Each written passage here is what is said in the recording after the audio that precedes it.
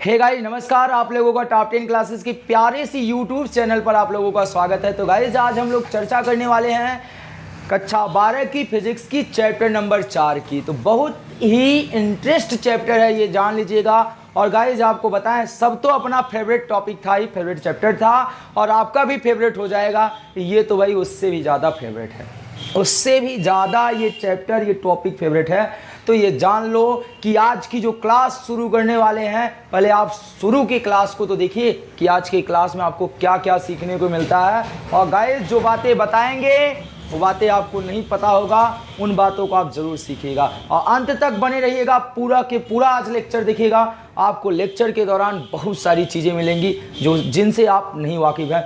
और उन चीज़ों को जानने के बाद ये चैप्टर पूर्ण रूप से पूरा सरल हो जाएगा। और उसी के दौरान मैं आपको एक जो है अच्छा सा प्यारा सा कैप्सूल देंगे, उस कैप्सूल के माध्यम से आप जो है पूरे चैप्टर को आसान बना सकते हो। तो गाइस चलिए लेक्चर को स्टार्ट करते हैं बिना आपके टाइम को गंवाए हुए। लेक्चर को स्टार्ट करने से पहले वही दो बातें, अगर चैनल पर नए होंगे तो चैनल को सब्सक्राइब करेंगे और वीडियो पसंद आए तो वीडियो को लाइक करके जाइएगा और दोस्तों के साथ आज के लेक्चर को ज़बरदस्त शेयर कीजिएगा।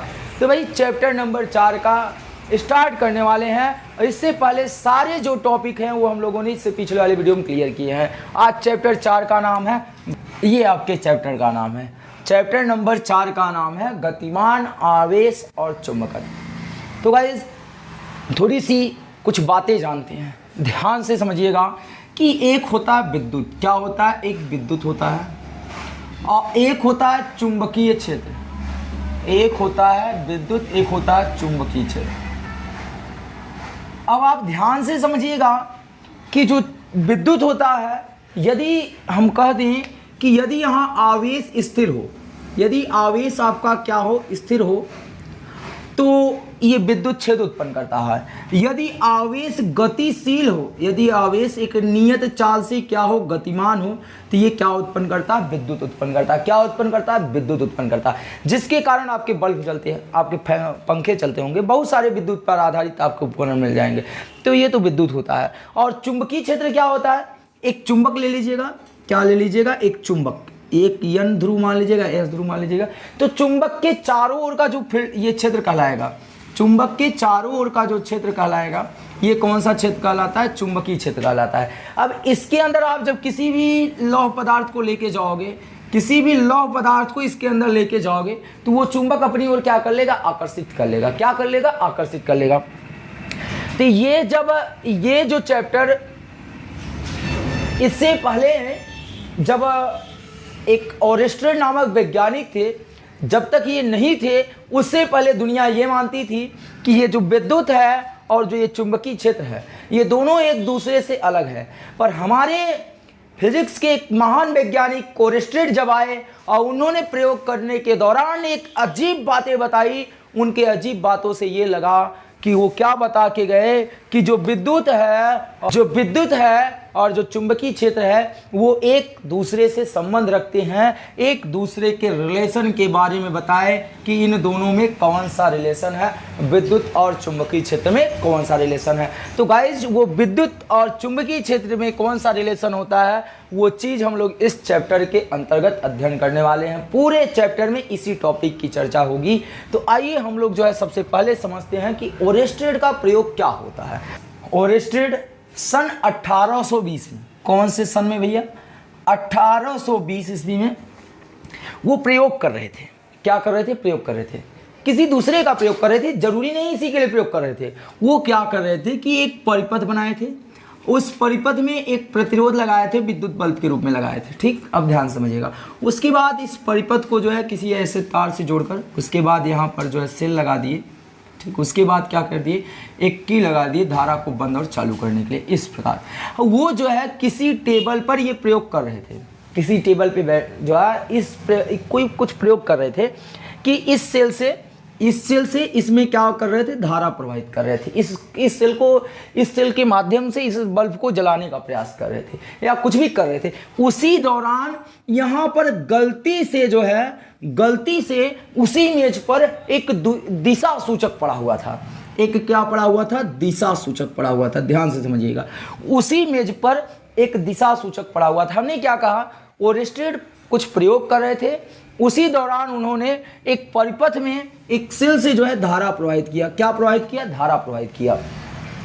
और जब उन्होंने धारा प्रवाहित किया उस परिपथ में, तो उसी दौरान एक दिशा सूचक वहां पर पड़ा हुआ था। अब प्रश्न उठा कि आखिर दिशा सूचक क्या होता है, जिसे हम लोग कंपास कहते हैं। क्या कहते हैं? कंपास कहते हैं। तो ध्यान से समझिएगा गाइज, आपको इस स्क्रीन पर एक कंपास दिखाई पड़ रहा होगा। आप इसमें देखिए, इस कंपास में एक सुई होता है जो कि एक छोटे चुंबक के भांति व्यवहार करता है। ये जो सुई है ये एक छोटे चुंबक के भांति क्या करता है? व्यवहार करता है। छोटे चुंबक के भांति जो है ये व्यवहार करता है। बात समझे भैया? ये एक छोटा सा चुंबक होता है। अब ये जो है क्या होता है कि ये डिस्टर्ब कब होता है? कहने का मतलब है कि ये जो है विक्षोभ कब होगा, अर्थात ये अपने स्थान से हिले डुलेगा कब? जब इसके पास कोई दूसरा चुंबक लेके आओगे, तब ये जो सुई है ये अपने मध्यमान यानी अपने मध्य स्थिति से ये विक्षोभ करेगा, अर्थात इसमें हलचल उत्पन्न होगा, अर्थात इसको हम लोग डिस्टर्ब करेंगे। अर्थात इसको डिस्टर्ब करने के लिए किसकी जरूरत पड़ने वाली है? मैग्नेटिक फील्ड अर्थात चुंबकीय क्षेत्र की। बातें क्लियर हुई? जब हम पुराने लोग जो थे, जो पिछले समय के थे, तब उस समय भैया ये गूगल मैप नहीं था, ये मोबाइल नहीं था कि आप गूगल पे जो है अपना लोकेशन भेज देते हो तो आप वहां जा सकते हो, वहां जा सकते हो। तो उस समय ये कंपास सुई ही था। जब लोग जब समुद्री जहाज द्वारा जो है बड़ी रास्ता तय करते थे या कहीं जाना रहता था, तब उस समय ये लोग जो है कंपास सुई या दिशा सूचक को लेकर निकलते थे और उसके माध्यम से पता करते थे कि दिशा की ज्ञात करते थे कि कौन सी दिशा किधर है। तो ये क्या है? एक दिशा सूचक है और दिशा सूचक एक चुंबक के भांति व्यवहार करता है और ये अपने स्थान से आप कह सकते हैं ये काम करना तब स्टार्ट करेगा जब वहां पर चुंबकीय क्षेत्र रहेगा। तो ध्यान से समझिएगा। अब उनके मेज पर ये कंपास सुई पड़ी हुई थी और जैसे ही ओरेस्टेड ने इसमें धारा प्रवाहित किया, इस परिपथ में करंट फ्लो किए, इस परिपथ में धारा का प्रवाह हुआ, तो उन्होंने एक अजीब चीज देखा। उन्होंने देखा कि ये तो कंपास की सुई हिलने लगी, कंपास की सुई अब डिस्टर्ब हो गई, ये कैसे ऐसे ऐसे करके हिलने लगी। तो भैया उनके मन में एक विचार आया, क्योंकि वो हम लोगों जैसा नहीं है। हम लोग होते तो छोड़ देते, सोचते कि कुछ यार छोड़ो यार, ऐसा कुछ होता रहता। तो भैया वो एक साइंटिस्ट थे, वो एक वैज्ञानिक थे, उनके दिमाग की बत्ती जली और उन्होंने सोचा कि भाई यदि अगर हम इसमें धारा प्रवाहित कर रहे हैं और धारा प्रवाहित करने के कारण इस दिशा सूचक में विक्षोभ उत्पन्न हो रहा है, दिशा सूचक अपने स्थान से हिल डुल रहा है, अर्थात खोपड़ी में उनकी एक बात आ गई कि यहाँ पर ये जो धारा है, ये धारा कोई न कोई चुंबकीय क्षेत्र, कोई न कोई चुंबकीय प्रभाव जरूर उत्पन्न किया है। क्योंकि उनको पता था कि कंपास सुई जो है बिना चुंबकीय प्रभाव के डिस्टर्ब होने वाला नहीं है। अर्थात यहाँ इन्होंने एक दिमाग लगाया। क्या दिमाग लगाया? कि यदि किसी तार में धारा प्रवाहित होती रहती है, धारा प्रवाहित होगी, तो उसके बगल जो ये कंपास सुई रखते हैं, अगर कंपास सुई रखेंगे तो ये कंपास सुई क्या होगी? विक्षोभ होगी। बात समझ आई? तो उन्होंने वहां से ये एक निष्कर्ष निकाला कि यदि हम लोग किसी परिपथ में या किसी तार में धारा प्रवाहित करते हैं, तो धारा प्रवाहित करने के कारण उस तार के चारों ओर चुंबकीय क्षेत्र उत्पन्न हो जाता है। इसे हम लोग कहते हैं विद्युत धारा का चुंबकीय प्रभाव। ओरेस्टेड ने इस प्रयोग के द्वारा यह सिद्ध किया। अगर बातें आपको समझ में आई हो तो भाई वीडियो को लाइक कीजिएगा और दोस्तों के साथ शेयर जरूर कीजिएगा। अब आइए हम लोग देखते हैं ओरेस्टेड का प्रयोग क्या होता है। ओरेस्टेड के प्रयोग को हम लोग देखेंगे कैसे उन्होंने प्रयोग किया था। तो गाइस आइए बात करते हैं कि ओरेस्टेड ने जो है अपने प्रयोगशाला में प्रयोग कैसे किए थे। मोस्ट इम्पॉर्टेंट टॉपिक है, ध्यान से समझिएगा और एकदम सरल भाषा में समझाएंगे। सबसे पहले उन्होंने क्या किया कि सबसे पहले उन्होंने एक ऐसा परिपथ लिया कि जिसमें करंट प्रवाहित नहीं हो रही थी, अर्थात I बराबर 0। इस पूरे परिपथ में करंट फ्लो नहीं हो रहा था भैया, इसमें धारा फ्लो नहीं हो रहा था। तब उन्होंने देखा कि ये जो कंपास सुई है, जो ये कंपास सुई है, इसमें किसी भी प्रकार का विक्षेप नहीं हो रहा था, किसी भी प्रकार का हलचल नहीं हो रहा था। अर्थात यहाँ एक बात ये क्लियर हो गई कि यदि परिपथ में धारा का प्रवाह नहीं होगा, यदि चालक में धारा नहीं बहेगी, तो कंपास सुई में कोई विक्षेप नहीं होगा, अर्थात कंपास सुई जरा सा भी डिस्टर्ब नहीं होने वाली है। पहले परिपथ में ये देखने को मिल रहा है। पर जब उन्होंने इस परिपथ को पूर्ण कर दिया और परिपथ में करंट फ्लो होने लगी, और परिपथ में करंट कैसे फ्लो हुई, ये प्लस हो गए, ये माइनस हो गए, तो जब यदि करंट प्लस से माइनस की तरफ अर्थात इधर से इधर की तरफ फ्लो हो रही है, ए से बी की ओर करंट जा रहा है, तब उन्होंने देखा कि जब परिपथ में करंट बहना स्टार्ट हुआ, धारा बहना स्टार्ट हुआ, तो उन्होंने देखा कि ये जो चुंबकीय सुई अर्थात जो कंपास सुई है या दिशा सूचक है, वो जो है वो क्या हो गई, अपने स्थान से विक्षेपित हो गई, अर्थात उसमें विक्षेप उत्पन्न हो गया। जो कंपास सुई इस प्रकार थी वो क्या हो गई, इस प्रकार विक्षेप हो गई। ये बातें आपको समझ में आई। हमने क्या कहा, जब उन्होंने दूसरा परिपथ तैयार किए और दूसरे परिपथ में उन्होंने क्या किया कि उस परिपथ में करंट फ्लो कराया, तो करंट फ्लो कराने के बाद उन्होंने देखा कि जो कंपास सुई है, जो चुंबकीय सुई है, वो अपने स्थान से क्या हो गई, विक्षेपित हो गई। जो ऐसे थी तब इतनी देर तक यहाँ कोई इस पे प्रभाव नहीं पड़ रहा था, जैसे इसमें धारा प्रवाहित हुई तो ये जो कंपास सुई ऐसे थी वो इस प्रकार हो गई। इतनी बातें आपको समझ में आया, इतनी बातें समझ में आया। तो यहाँ से क्या रिजल्ट निकला कि यदि हम लोग परिपथ में धारा प्रवाहित करते हैं, चालक में धारा प्रवाहित करते हैं, तो जो चुंबकीय सुई होता है वो क्या हो जाता है, विक्षेपित हो जाता है। चलिए आगे देखते हैं। अब उन्होंने तीसरी सर्किट में क्या किया, यदि उनके मन में अगला विचार आया कि यदि हम इस प्लस को माइनस कर दे, माइनस को प्लस कर दे, अर्थात सेल के प्लेटों को बदल दे या धारा की दिशा को बदल दे, तो धारा की दिशा इस बार B से A की तरफ हो गई, इतनी देर तक A से B की तरफ थी। तो भैया अब क्या कर रहे हैं, अब उन्होंने धारा की दिशा B से A की तरफ कर दिया, अर्थात धारा की दिशा उन्होंने बदल दिया। क्या बातें समझ में आ रही। मैंने क्या कहा कि ओरेस्टेड ने देखा जब धारा की दिशा हम लोगों ने बदल दी, तो जो चुंबकीय सुई का जो विक्षेप की दिशा थी वो भी बदल गया। फिर से देखिएगा, यदि हम लोग क्या कर दें, बहने वाली धारा की दिशा को परिवर्तित कर दे, बहने वाली धारा की दिशा को बदल दे, तो जो विक्षेप की दिशा है वो भी बदल जाती है। तो ओरेस्टेड ने ये इस प्रकार प्रयोगशाला में उन्होंने प्रयोग किया था। एक बार पुनः देखते हैं। उन्होंने जब देखा कि सर्किट में, परिपथ में कोई धारा फ्लो नहीं हो रही थी, कोई धारा नहीं बह रही थी, तो चुंबकीय सुई अर्थात दिशा सूचक में कोई विक्षोभ नहीं था, ऐसे ही सेम टू सेम पड़ा हुआ था। पर जैसे ही इस कंपास सुई को उस परिपथ के पास ले गए जिस परिपथ में करंट फ्लो हो रहा था, तो ये कंपास सुई विक्षेपित हो गई, अर्थात अपने स्थान से हलचल होने लगा उसमें। और उसके बाद दूसरा देखा गया कि धारा की दिशा बदली गई, तो विक्षेप की स्थिति बदल गई। तो प्यारे बच्चों, डियर स्टूडेंट, ये बात इतनी क्लियर हुई। अगर क्लियर हुई होगी तो कमेंट बॉक्स में एक बात तो बनता है कि सर क्लियर हो गई, ये बात आप ज़रूर लिखेंगे। फिर हम लोग इनके जो निष्कर्ष निकले हैं अब वो निष्कर्ष लिख सकते हैं। तब तक आप इसका एक स्क्रीनशॉट ले सकते हो, फिर हम लोग चर्चा करेंगे कि इनके इन प्रयोगों से क्या निष्कर्ष निकला।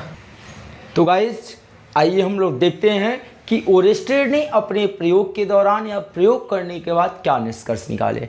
तो उन्होंने सबसे पहला निष्कर्ष क्या निकाला कि यदि तार में अगर हम लोग धारा प्रवाहित नहीं करते, यदि किसी चालक में धारा प्रवाहित नहीं की जाती है, तो उस चालक के चारों ओर कोई चुंबकीय क्षेत्र उत्पन्न होने वाला नहीं है।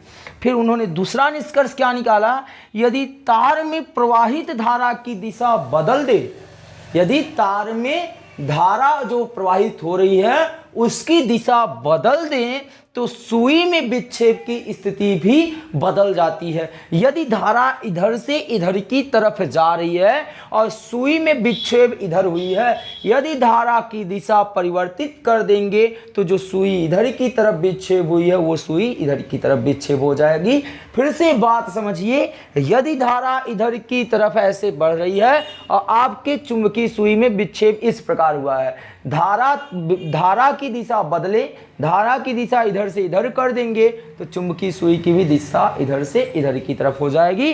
तो यही बात कर रहे हैं कि यदि तार की में बहने वाली धारा की दिशा बदल दिया जाए तो चुंबकीय सुई में विक्षेप की स्थिति की दिशा भी बदल जाती है। विक्षेप की स्थिति की जो दिशा होगी वो क्या हो जाएगी, बदल जाएगी। अगला क्या है, यदि किसी चालक तार में विद्युत धारा प्रवाहित करते हैं, यदि किसी चालक तार में विद्युत धारा प्रवाहित करने पर उसके चारों ओर एक क्या उत्पन्न हो जाता है, चुंबकीय क्षेत्र उत्पन्न हो जाता है। इसे ही तो विद्युत धारा का क्या कहते हैं, चुंबकीय प्रभाव कहते हैं। तो गाइज ओरेस्टेड ने अपने प्रयोगों के दौरान यही कुछ बातें या यही निष्कर्ष निकाले थे जो कि आपके व्हाइट बोर्ड पे लिखा गया है। तो गाइज अगर आपको समझ में आया होगा तो आप वीडियो को पॉज करके या स्क्रीनशॉट करके लिख सकते हैं, नोट बना सकते हैं। और गाइज अपना बनाया हुआ नोट्स सबसे बेस्ट और सबसे बेहतरीन रहता है, तो आप नोट्स स्वयं बनाओ, क्योंकि एक बार बनाने से और लिखने से आपका अभ्यास हो जाएगा। गाइज अगर वीडियो पसंद आई हो तो वीडियो को लाइक कीजिएगा और ये लेक्चर आप दोस्तों के साथ ज़रूर शेयर कीजिएगा। आप स्क्रीनशॉट लीजिएगा। फिर अब हम उन चीज़ की बात करते हैं जिसकी हमने आपसे कहा था स्टार्ट करने से पहले कुछ ऐसे कैप्सूल देंगे कि उस कैप्सूल के माध्यम से आपका जो है ये चैप्टर आसान हो जाएगा। तो उस कैप्सूल को देने की पारी आ गई है। तो गाइज अभी भी जो लाइक नहीं किए होंगे लाइक कीजिएगा और दोस्तों के साथ एक बार ज़रूर अभी मेरे कहने से आप वीडियो शेयर कीजिएगा। चलिए बात करते हैं उस कैप्सूल की क्या है। सबसे पहली बात ये है कि आपको पूरे चैप्टर के दौरान ये दो चीज़ें ज़रूर देखने को मिलेगी, डॉट और क्रॉस। इसे डॉट कहते हैं, इसे क्रॉस कहते हैं। ध्यान से समझिएगा, डॉट का मतलब क्या होता है और क्रॉस का मतलब क्या होता है। आपको पूरे चैप्टर के दौरान डॉट और क्रॉस गाइस जरूर मिलेगा और इनकी ज़रूरत आपको ज़रूर पड़ेगी। तो ये कैप्सूल आपको एकदम बेहतरीन तरीके से सिखा के जाएगा डॉट और क्रॉस का मतलब क्या होता है। तो गाइस यदि आप इमेजिन करो कि आपको जो है, जो आपके पास एक ऐसे होता है ना, एक एरो देखे होंगे जो तीर होती है, तीर, ठीक इधर समझो, तीर आप देखेंगे, तीर इस प्रकार बनी रहती है। यदि ये जो तीर है वो आपके तरफ ऐसे आगे की तरफ बढ़ता चला जाए तो गाइज आप बताओ, यदि ये जो मान लीजिए ये जो मार्कर है ये तीर ही है और ये तीर आपके तरफ आगे की तरफ बढ़ रहा, आपके तरफ चला आ रहा है, तो आपको तीर का कौन सा भाग दिखाई पड़ेगा? ये वाला भाग दिखाई पड़ेगा, ये बिंदु आकार का दिखाई पड़ेगी, ये आगे वाला बिंदु दिखाई पड़ेगा। तो गाइज उसी प्रकार यदि ये जो तीर है ये आगे की तरफ बढ़ रहा है तो आप यहाँ पर खड़े होंगे तो आपको क्या दिखाई पड़ेगा? आपको ये बिंदु दिखाई पड़ेगा। इसे ही तो हम लोग क्या कहते हैं? डॉट कहते हैं। अर्थात डॉट जो है वो क्या काम कर रहा है? दिशा सूचक का काम कर रहा है। क्या काम कर रहा है? दिशा सूचक का काम कर रहा है। अर्थात डॉट भी दिशा सूचक होता है। गाइस ध्यान से समझिएगा। अब ये इसका मतलब क्या होता है? डॉट का मतलब क्या होता है? ये देखिए, ये आपके तरफ आ रहा है ना, ये जो दिशा सूचक है, ये जो डॉट है, ये जो तीर है, यदि आपके तरफ जा रहा है तो बताओ इस तीर का जो ये बिंदु भाग दिखाई पड़ रहा है तो बताओ दिशा क्या हो रहा है? दिशा क्या प्रदर्शित कर रहा है? यदि डॉट होगा तो जो दिशा होगी वो लंबवत बाहर की तरफ होगा, बाहर की तरफ दिशा होगी। बात समझिएगा जरा सा। यदि ये जो दिशा सूचक है, अगर मैं आपसे कहूं कि ये व्हाइट बोर्ड की बात करें और ये डॉट यहाँ पर बना हुआ है, तो ये डॉट क्या बता रहा है कि ये जो इस व्हाइट बोर्ड के तल के ऊपर की तरफ, यानी अर्थात ये जो डॉट है ये बता रहा है कि ये इसकी दिशा इधर की तरफ है, लंबवत बाहर की तरफ है। ठीक। और जो ये क्रॉस है, यदि आपको जो है, यदि हम आपसे कहें कि इस तीर की दिशा को परिवर्तित कर दे और ये तीर इस प्रकार बना दे, अर्थात ये तीर आपसे दूर जा रहा हो, तो आपको क्या दिखाई पड़ता है? आपको ये वाला पोर्शन दिखाई पड़ता है, ये वाला पोर्शन। एक बात फिर से मैं कह रहा हूं, यदि तीर आपसे दूर जा रही है तो तीर का जो पीछे वाला भाग दिखाई पड़ता है, गाइस जो देखिए किस प्रकार है, वो एक क्रॉस की तरफ आपको दिखाई पड़ रहा है, इसलिए हम लोग इसे क्रॉस कहते हैं। और ये क्रॉस क्या बताता है? वो तो बता रहा था बाहर की तरफ, और ये क्रॉस क्या बता रहा है? अंदर की तरफ। तो ये भी किसका काम करता है? दिशा सूचक का काम करता है। ठीक। अब दिशा सूचक के दोनों काम करते हैं, पर दोनों की दिशाएं अलग होती हैं। ये तल के लंबवत बाहर की तरफ होता है, और जो क्रॉस होता है वो तल के लंबवत अंदर की ओर होता है। ये तल के लंबवत वो बाहर की तरफ होता है, और ये तल के लंबवत किधर की ओर होता है? अंदर की ओर। तो यहाँ लिख देंगे, जहाँ डॉट लगा रहेगा उसका मतलब होगा तल के लंबवत बाहर की ओर, लंबवत बाहर की दिशा में। ठीक। और दूसरा क्या? जहां क्रॉस रहेगा वो तल के लंबवत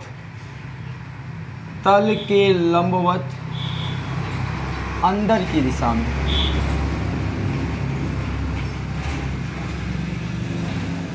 तल के लंबवत अंदर की दिशा में, अर्थात यहाँ जहाँ भी ये डॉट लगा रहेगा, तो अब हम लोग जान जाएंगे कि डॉट जो क्या करेगा, वो लंबवत बाहर की तरफ रहेगा, और जो आपका क्रॉस है वो लंबवत अंदर की तरफ रहेगा। ये तो रही पहला कैप्सूल, बात समझ में आया।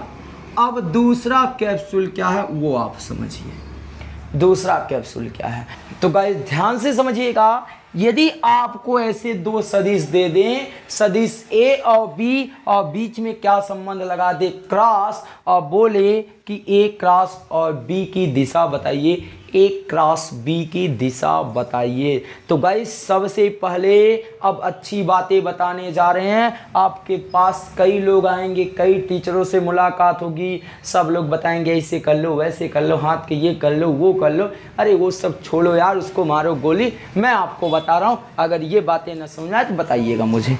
मैं क्या कर रहा हूँ, ए क्रॉस बी की दिशा। तो सबसे पहले इन दोनों सदिश ए को बना लेते हैं, और ये सदिश क्या बना लेते हैं? बी बना लेते हैं। ये सदिश ए हो गया, ये सदिश क्या हो गया? बी हो गया। बात समझ आ रहा है? सदिश ए हो गए और सदिश क्या हो गया? बी हो गया। अब ए क्रॉस बी की दिशा बता रहा है, तो भाई ट्रिक पकड़ो। वो ट्रिक क्या रहने वाली है? वो ट्रिक ये है कि आप अपने दाहिने हाथ को सबसे पहले आप दाहिने हाथ को उस सदिश के दिशा में कर लेंगे। दाहिने हाथ की अंगुलियों को उस सदिश की दिशा में कर लेंगे जो सबसे पहले सदिश आया होगा। तो सबसे पहले सदिश कौन आया है? ए आया है। तो अर्थात सबसे पहले हम लोग क्या करेंगे? दाहिने हाथ को सदिश ए की दिशा में ऐसे कर लेंगे। अब आप पूछोगे ऐसे करें कि वैसे करें, ऐसे करें? तो गाइस जैसे मन आए आप हाथ कर लो, केवल आपके दाहिने हाथ की अंगुलियां सदिश के दिशा में होना चाहिए। ये बात समझ में आया? दाहिने हाथ की अंगुलियों को, किसके? अंगुलियों को पहले वाले सदिश को दिशा में कर लेना चाहिए। फिर उसके बाद जो अंतिम सदिश, जो दूसरा सदिश दिया है, उसकी तरफ, उसकी दिशा में दाहिने हाथ की अंगुलियों को मोड़ देना चाहिए। तो मुड़ी हुई जो तब जो उस समय जो अंगूठा होता है, वो अंगूठा किसकी दिशा को बताता है? बताओ किसकी दिशा को बताता है? लगने वाले चुंबकीय बल की दिशा को व्यक्त करता है। फिर से बता रहे हैं हम क्या कर रहे हैं, फिर से समझिएगा। सबसे पहले जो सदिश दिया रहेगा उसकी दिशा में दाहिने हाथ की अंगुली को फैला लेंगे, दाहिनी हाथ की अंगुली को उधर कर देंगे, फिर उस दिशा में घूम जाएंगे जिस दिशा में दूसरी सदिश दिया गया हो। तो जो अंगूठा होगा, अंगूठा लगने वाले चुंबकीय बल की दिशा को व्यक्त करेगा। अगर ये बात आपको समझ में आई है तो भाई एक लाइक तो बनता है। आइए दिखाते हैं। हमको पता है कि आपको ये सारी बातें सुन से ऊपर से गई है। आओ मैं उसको नीचे ले आता हूं, ध्यान से समझो। सदिश ए, दाहिने हाथ को हम लोगों ने अपने इस ऐसे कर लिए, ऐसे किए, देख लिए, ऐसे किए ना। सदिश ए की दिशा में दाहिने हाथ की उंगलियों को कर लिए। अब मैंने क्या कहा था, दाहिने हाथ की उंगलियों को सदिश ए के दिशा में करने के बाद बी के दिशा में मोड़ दो। तो बी के दिशा में मोड़ने से बी के दिशा में इन दाहिने हाथ की उंगली को मोड़ दिए कि नहीं? तो बताओ ये अंगूठा क्या बता रहा है? अंगूठा बता रहा है लंबवत अंदर की तरफ, अर्थात लगने वाला जो चुंबकीय बल है, जो लगने वाला चुंबकीय बल है उसकी दिशा अंदर की तरफ है। देखे कि नहीं, समझ में आया नहीं? मैंने क्या बोला, यदि कोई सदिश ए की दिशा में आपने दाहिने हाथ की उंगली को इस प्रकार फैलाया और उसके बाद इस उंगली को चुंबकीय क्षेत्र बी के दिशा में घुमा दो, तो ये अंगूठा किधर की तरफ है? वाइड बोर्ड की तरफ। तो अंगूठा क्या बताएगा? लगने वाले चुंबकीय बल की दिशा को व्यक्त करेगा। बात समझना? तो भाई इस समय ए से बी की तरफ, तो बोलो अंदर के दिशा में हम लोग क्या लगाते हैं? क्रॉस लगाते हैं। अर्थात यहाँ क्या पता चल गया, ए क्रॉस बी की जो दिशा है वो लंबवत अंदर की ओर है। बातें समझ में आई हो तो एक लाइक तो बनता ही बनता है भाई, लाइक कीजिए क्योंकि आपके लिए इतना मेहनत हम लोग करें। अब यदि बी क्रॉस ए हो जाए तो, यदि B क्रॉस A हो जाए तो बताओ इसकी दिशा कैसे बनाओगे? तो सबसे पहले सदिश B बना लियो और फिर सदिश A बना लियो। बताइए बात समझ में आ रही है? दो ठो सदिश बनाइएगा और फिर अपने दाहिने हाथ की अंगुली को क्या करना? फिर से बोलो, फिर से बोलो। मैंने क्या कहा कि ये सदिश A बना लो और ये सदिश क्या बना लो? बी बना लो। ठीक, दो सदिश हो गए। अब दो सदिश इस प्रकार हो गए। अब इस बार पहले सदिश बी दिया है तो सबसे पहले हम अपने दाहिने हाथ को, जो है दाहिने हाथ की उंगलियों को सदिश बी की दिशा में लेके जाएंगे। तो चलो अब आप दाहिने हाथ की उंगली को सदिश बी की दिशा में लेके जाएंगे। उसके बाद अब ऐसे करोगे तो ऐसे तो उंगली मुड़ा नहीं पाओगे। तो आप ऐसे करने के लिए आप अपने दाहिने हाथ को इस प्रकार कर देंगे। अब देखिए सदिश बी की दिशा में दाहिना हाथ हो गया, हुआ कि नहीं? आप लोग भी कीजिए, इस दाहिने हाथ को सदिश बी के दिशा में कीजिए। फिर उसके बाद हमने कहा था जो अंतिम वाला सदिश होता है उसके तरफ अंगुलियों को घुमा दो। तो ये भाई देखो अंगुली घूम गई, सदिश ए की तरफ अंगुली घूमी। तो ये अंगूठा क्या बता रहा है? अंगूठा ए और बी की दिशा को व्यक्त कर रहा है, जो जिसकी दिशा किधर है? लंबवत बाहर की ओर है। अर्थात इनमें जो दिशा लगेगी वो दिशा क्या होगी? डॉट होगी। क्योंकि मैंने अपने आपके प्यारे से YouTube चैनल के कैप्सूल में बात किया था, जब दिशा लंबवत बाहर की तरफ हो वहाँ डॉट लगाते हैं और जब लंबवत दिशा अंदर की ओर हो तो वहाँ क्रॉस लगाते हैं। तो भाई अब बोलो ये ट्रिक रही लाजवाब ना? और ये जो कैप्सूल था वो आपके लिए कितना कारगर है वो आपको आगे चैप्टर में ज़रूर पता चल जाएगा। तो गाइज आज के लेक्चर में बस इतना ही। अगर कहीं भी किसी भी टॉपिक में डाउट रह गया होगा तो कमेंट बॉक्स में अपना प्यारा सा एक कमेंट जरूर छोड़िएगा। मिलते हैं आपको नेक्स्ट लेक्चर में एक नए टॉपिक के साथ। वो नया टॉपिक क्या है? मैग्नेटिक फोर्स, चुंबकीय बल के बारे में जानेंगे एकदम आसान भाषा में। तब तक के लिए आप वीडियो देखिए, एंजॉय कीजिए। मिलते हैं नेक्स्ट लेक्चर में, तब तक के लिए जय हिंद, जय Bharat. Thank you all dear student.